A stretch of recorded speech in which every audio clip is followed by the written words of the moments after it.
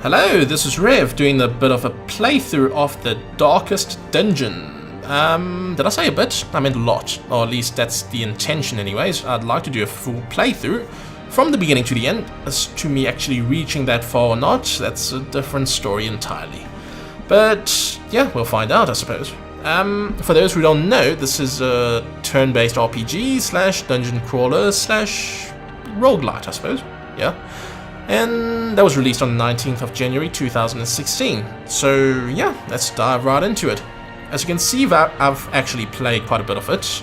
About halfway through the game, I'd say. So I am reasonably familiar in terms of what to actually expect from the game. Which helps a lot, will make the game a lot easier, but still, the game has the tendency to screw you over even when you know what to expect. So let's name a new save. So, just here, yeah, did I spell it right? Yeah, seems like it. Cool. Don't judge me, I like that name. Alright, here we go.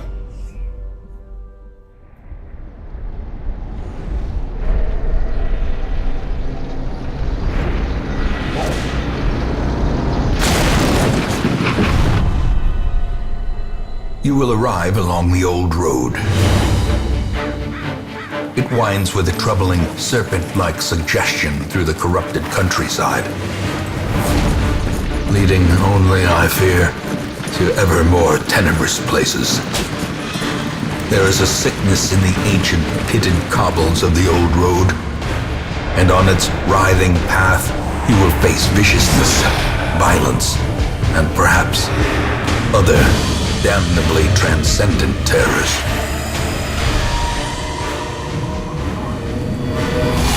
So steel yourself, and remember there can be no bravery without madness. The old road will take you to hell, but in that gaping abyss, we will find our redemption. Find redemption indeed, or hopefully at least. So yeah, as you can probably hear, the narration is absolutely brilliant. I'm gonna try not to talk over it as much as possible. There's a lot of narration in this game. That's a good thing. And yeah, we'll see how that goes. So there we go. This is the tutorial. And here we have our two starting characters, Renaud the Crusader and Dismas the Highwayman. That's the default two starting character that you're gonna get with every single run. We're gonna actually try to keep these two alive in this game. Well, for this save, this run. Because actually you get a achievement for keeping them alive and finishing the game. It's gonna be a bit difficult, but we'll see how it goes. Brigands have run up these lanes. Keep to the side path. The hamlet is just ahead. I'm trying not to explain too much of the mechanics. We'll explain them as we go along in the game, as we run into things. Okay. So the general mechanics works pretty much like a typical turn-based RPG, for the most part. Obviously there are quite a few unique features, but we'll get into them. As you can expect, our Crusaders are your typical frontline melee character, with our Dismas, the Highwayman, a ranged glass cannon of sort. Here we have a Curial. We're gonna see a lot of those in the dungeons. These are interactables you can get loot from, or effects. Not necessarily good ones, but effects nonetheless. Nice surprise, okay. So, yeah, as with typical turn-based RPG battles, you always have a chance to surprise them, or they surprise you. In this case, you get to attack first, as opposed to have your character's speed determine who acts first and who acts last. Now, the speed is actually not the end or be all of who acts first and last. You add a dice roll on top of it. It kind of works like D&D. You have your default stats, but you're still going to roll a dice and add your stats onto it. Yeah, that's a pushback. Not great. The shuffle is actually really bad. Unfortunately, Dismas here cannot attack the back row from the front. These attacks, now that's one of the main one of the features in this game. Attacks only works if you're in certain positions. Nice crit. And crit is very important in this game. We'll probably get into that eventually, but let's just try to kill this fat guy. Ideally, you want to take out the small guy at the back, their main damage source, I suppose. But because of the shuffle, we can't actually do that. Our Crusader have no means to actually attack the back row. So we just are gonna have to go for him. We can reshuffle the guys, send our highwayman to the back row and try to finish him off, but it's gonna waste a turn. And I mean, it's a tutorial battle, it's not gonna matter too much. So we'll just live with it. He's bleeding a bit, he'll survive. And that's a fight guard dead. The greater the glory. Which leaves a corpse. That's another unique feature of the game. When people die, they leave a corpse. It kind of hinders you from reaching the back row. It's a little bothersome. You can actually kill it, but if you have a full party and they position correctly, the corpse is actually not that big an issue. Nice fat crit. Okay, let's end this off. Confidence surges as the enemy crumbles. Ooh, that's a nice starting loot for a first dungeon. I am not complaining at all. Or is it merely a trick of the light? So yeah, that's that. That's the tutorial done. We have a chest here. Bander's trap chest. Now this chest is always you're always gonna get a negative effect from opening it because it's trapped. It's another curio. You need specific tools to interact with them to make them actually yield extra loots and things like that, or offer a positive effect. We don't have it. I'd imagine we need a key for this, but it's a tutorial. We don't have keys, so too bad. Ignore it, move on, and that's the dungeon then. Well, the tutorial dungeon, but a dungeon nonetheless. Nonetheless. Now with every single dungeon completion, actually, no, we didn't get anything. Usually at a dungeon completion, you'll get a you'll roll on a random quirk, 1-2 quirk, and they can be positive and negative. We'll explain the quirk a little later.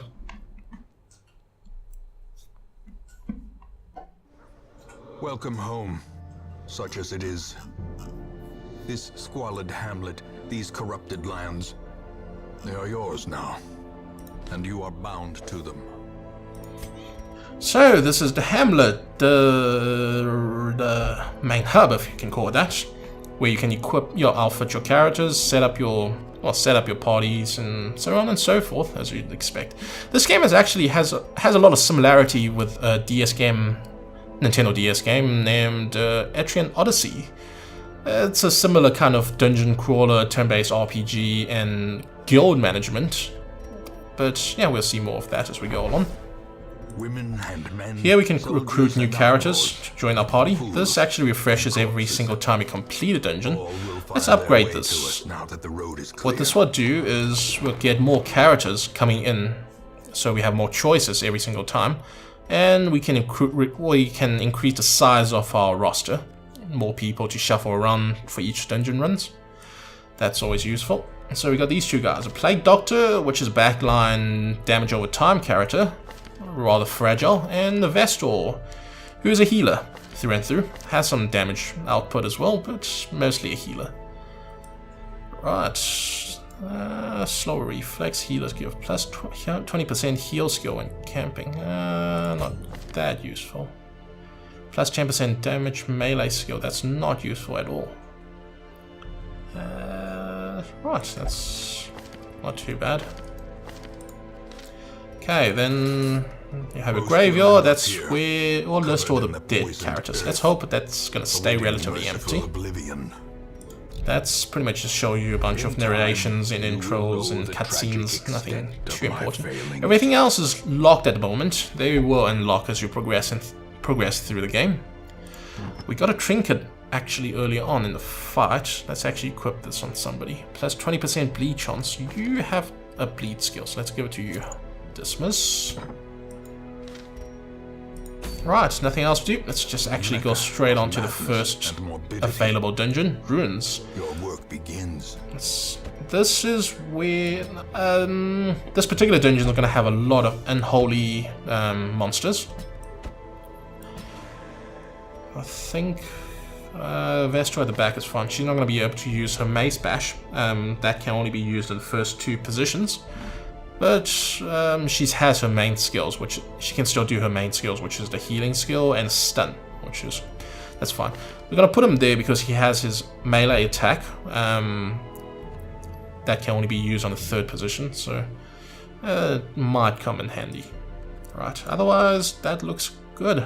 Let's get going. This is a short scout run. I suppose that doesn't actually change much, since that's the only option. I mean, that's the only available option. Explore 90% of the room. That's the goal, as you can see. The cost of preparedness, measured now in gold. Provisions, things you're going to take into the dungeon that's going to help you survive.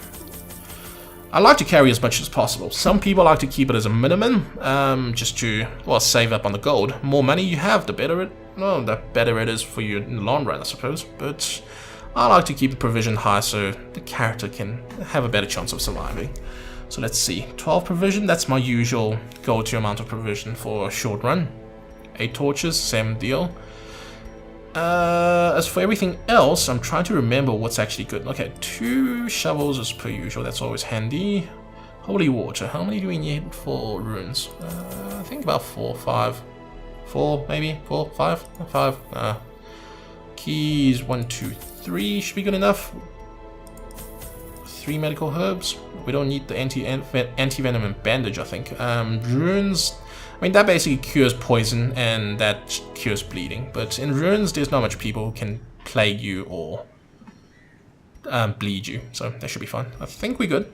Yeah, let's get going.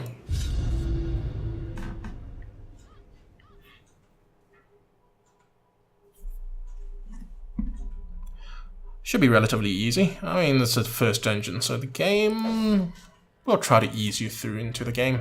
Shouldn't be too difficult.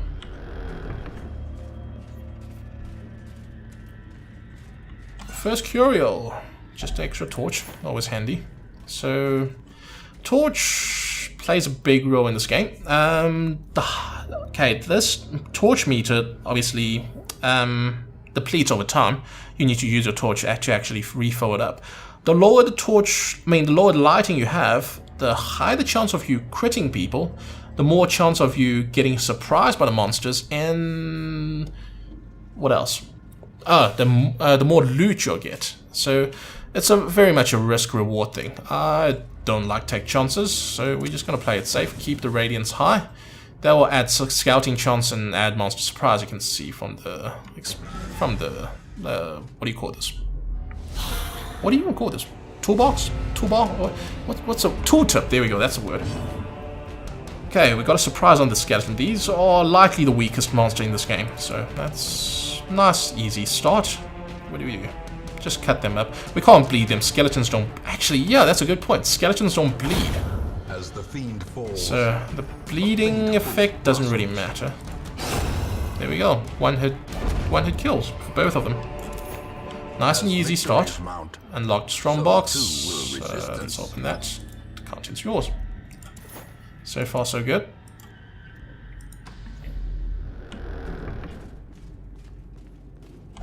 Rebels. That's what the shovels are mainly for. If you don't have any shovels, your characters will actually take damage trying to claw their way through the rubble. Never a good thing. And they get stress, which is stress is actually one of the main features of this game, but we'll get more into it. Nice crit. And they relieve some stress with the white glow. Okay, do we cut somebody up? Try to kill her maybe? Plague grenade. That will kill her actually. That will give her poison. She'll die the next turn she takes. So that's good. Okay.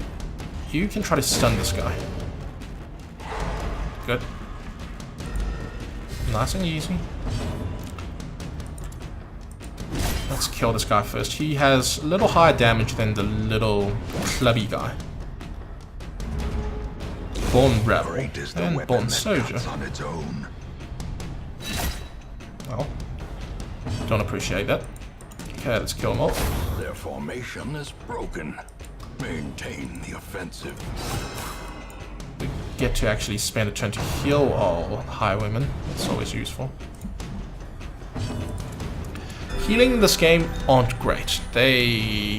Ideally, you don't want to heal. You want to kill the monsters as quickly as possible, because you're never really going to be able to out-heal the monsters. And you can't heal outside of the battle. That's one main thing. And if you drag the battle out to try to heal your party, the game will actually punish you for that. So we got a scouting chance, which let us see what we can expect. Both of these rooms should be battles. Let's just go to that one first. That should be a room battle with a Curial.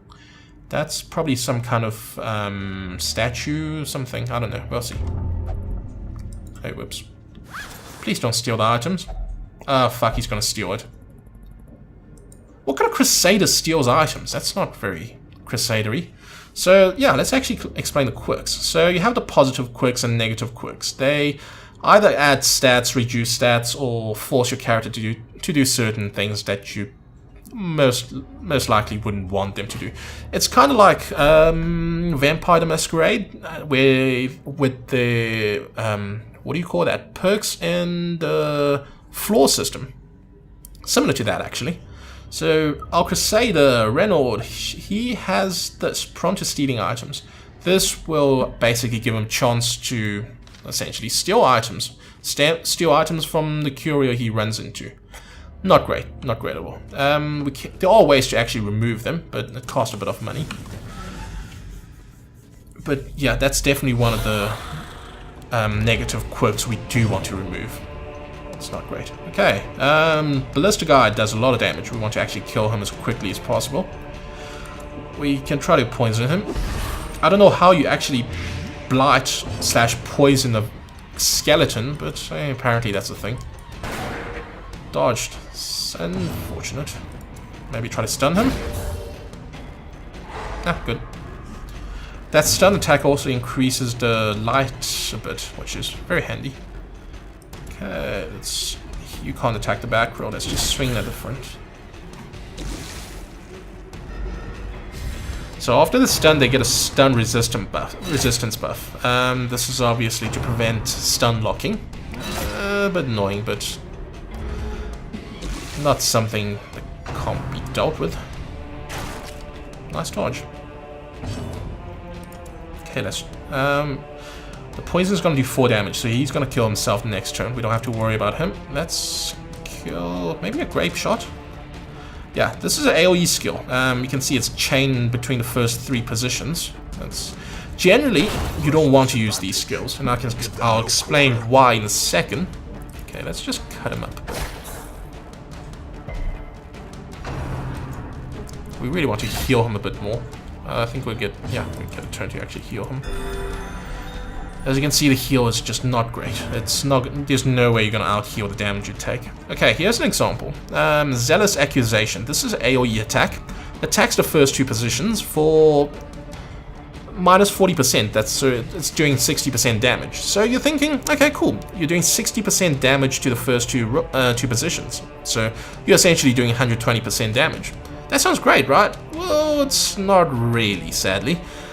Usually in like an average turn-based RPG, maybe, but not in this game. Oh, crap.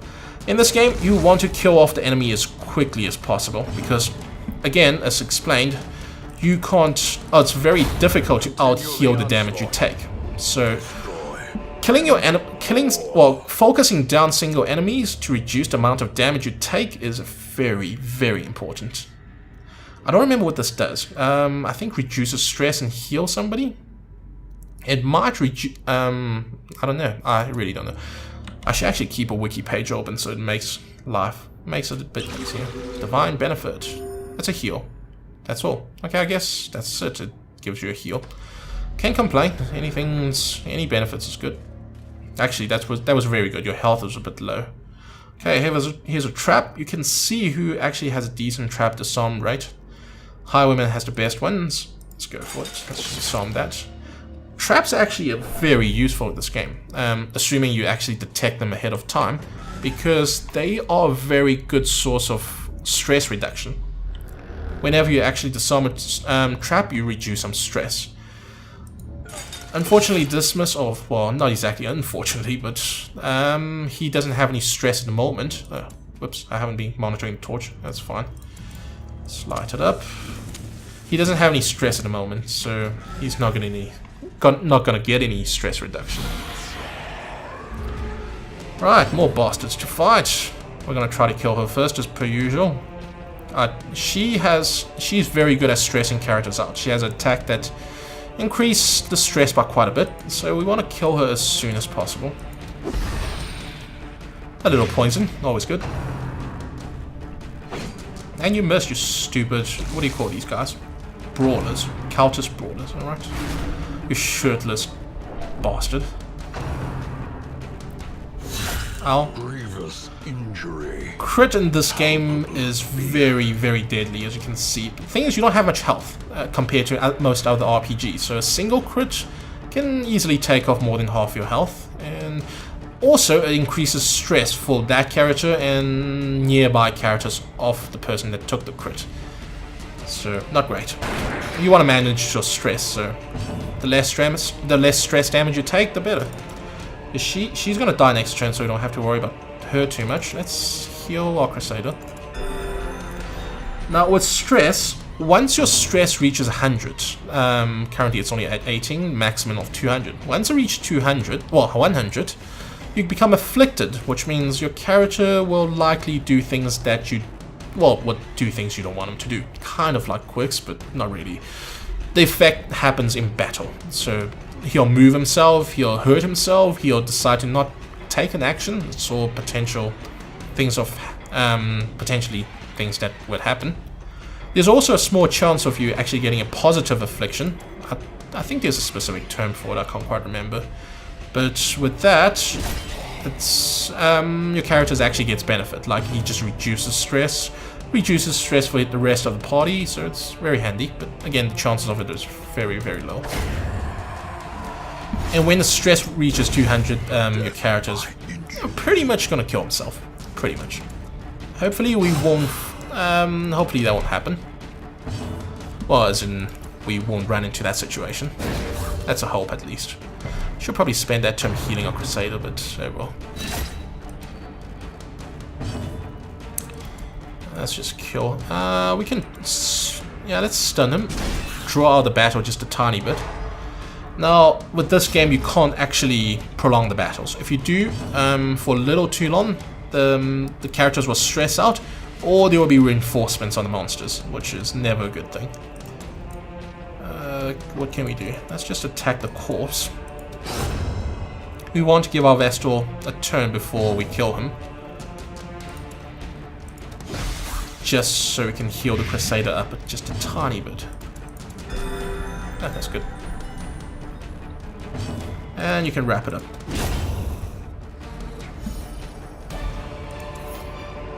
More treasures. Here's a heirloom chest. We need a key for this to increase the amount of loot we get. Very good. That's actually quite a bit of money. We have 2 rooms left to wrap it up with.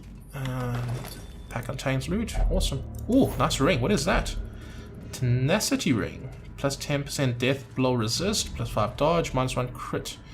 We can actually put it on somebody right now, I think. Maybe you. Yeah, that looks good. Okay, we're just gonna have to cut back around here, then go back up. Luckily, when you walking through places you've already visited, the torch reduction is slightly slower than usual. So less torch you have to use to backtrack. It's always good. We've got plenty of torch, so that's a non-issue.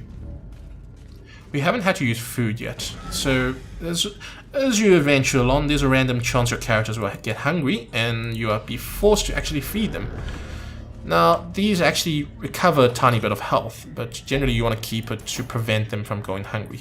If you have no food to feed them, they'll stress out, and yeah, I think they just stress out, they don't take any damage. Yeah, there we go, they're hungry. A little food, a little hit points to keep them happy. We got more than enough food though. That's that. We actually explored 90% of the room. We still got one more. Our party's looking reasonably healthy, so we can actually just go on and finish it up. We haven't scouted the area, unfortunately. We didn't get a scouting chance. The light, the promise which means we don't know what to expect. Luckily, there's no traps or anything. Let's see what's in the final room. Another battle. Okay. A nice surprise. Awesome. We're gonna try to kill this guy first. He stresses people out. Bone Courtier? Courtier. I think that's how you pronounce that. Let's kill him first before he stresses anybody out. We are doing really good on stress, so I'd like to keep it that way, if at all possible. Bang bang. You can try to poison 2 guys at the back. That's not gonna kill him, is it? Actually, no, that's 4 damage. He's at 4 health. He's gonna die. Unfortunately, you can't stun the ballista guy. Let's stun you. Cool, that worked out. And you can try to kill the skeleton. Oh, okay. Well, that was a waste of a stun, but whatever. Slowly, gently. See, this is the most optimal way of doing this. You want to kill things as quickly as possible to reduce the amount of damage you're going to take.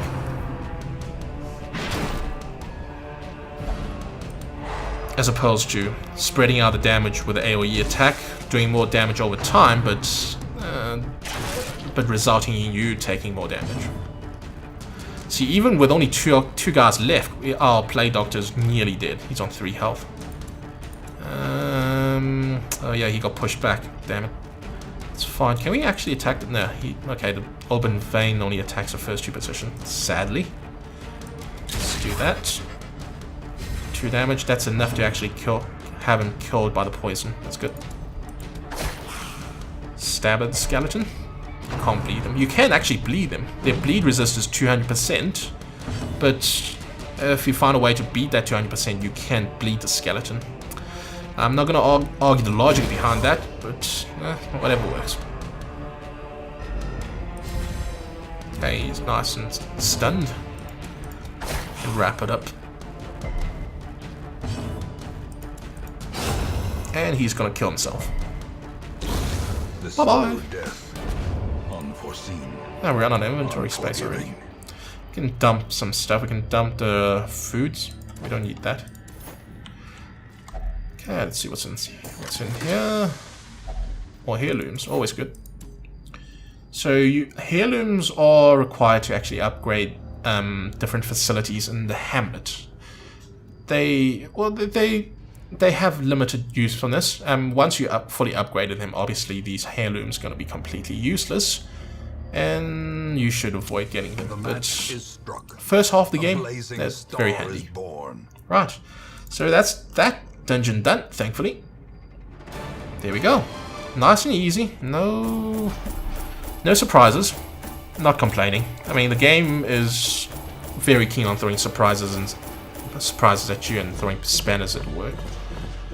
But yeah, that was a pretty simple run. Okay, so that's what I was talking about. A random chance to get quirks. Let's see if we get anything decent. Oh, that's not good. You don't want that. You don't want a minus 10% hit points on your supposed melee frontline tank. Again, there are ways to remove it, but yeah, it's going to be costly. Minus speed in first round, not great, but not the worst thing to have. Quick reflex plus 2 speed, that's nice. And that's that done. We should have more facilities opened up now. In truth, I cannot tell how much time has passed since I sent that letter. We got Abbey and Tavern open. These are the places you can shove your characters in to reduce their stress. Unfortunately, the caretaker will sometimes take up a spot. Not great. And I think you are essentially the caretaker. But yeah, I'm a bold old man with glasses apparently. And a nice red little nose. How cute and adorable.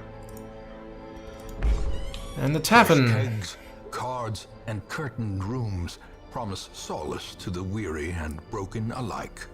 Now, these different positions cost different price to actually go into, and they reduce different amounts of stress, as you can imagine. And they actually have different effects. Gambling Horde, you can accidentally gamble away items, or gain items. But the guy may get drunk out of their mind and stay there for another week, or gain alcoholism, or lose item because they're so bloody drunk. Abby, similar stuff.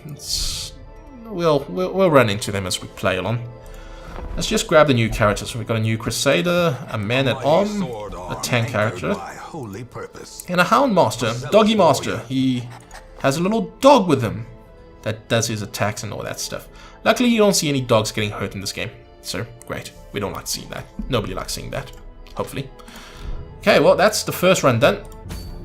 Now, there's still only runes available. I thought it would actually unlock everything else, but guess not. Next one, we have to complete 100% of the rune battles.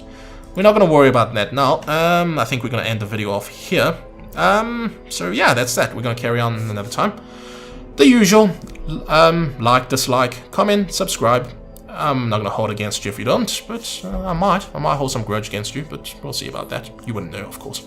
Now, so this is my first commentary video, I suppose. So any support would be appreciated. So any comments, suggestions, advice, I suppose, feel free to leave them in the comments.